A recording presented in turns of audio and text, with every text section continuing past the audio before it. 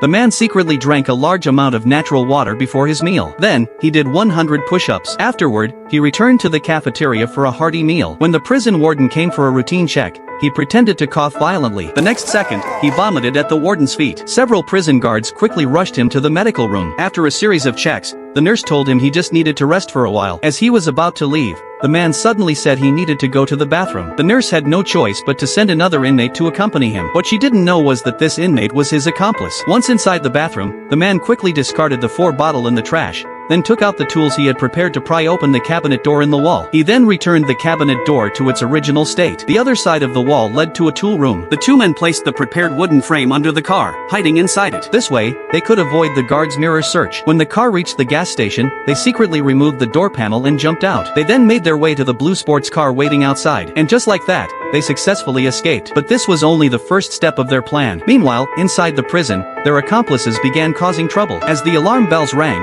the warden immediately ordered everyone to enter the lockdown area. One of the guards tried to call for backup, but the warden stopped him. In order to resolve the issue quickly, the warden decided to negotiate with the prisoners. But to his surprise, the prisoners ignored him completely. They even smeared soy sauce on the surveillance cameras, and covered the windows with trays and aluminum foil, so they couldn't see what was going on inside. They just needed to stall for one day. At the same time, the man had reached his destination. He placed the bomb inside a plastic can and stuffed it into a pipe. Then, the explosion happened. The group quickly activated a huge vacuum cleaner. To get the money as quickly as possible, they turned the fan to its maximum speed. At that moment, 2 security guards were on patrol. They accidentally bumped into the 2 men transporting the cash. The cash had already been moved from the tractor to the truck. Now, they had to rush back to the prison. Meanwhile, on the other side of the prison, when the timing seemed right, they triggered the smoke alarm. The emergency services immediately received the fire alarm, and the workers were instructed to report it. The man disguised himself as a firefighter and boarded the fire truck, successfully returning to the prison. They quickly removed their disguise and went back to the medical room. The nurse checked on him right away, and he was already lying in bed,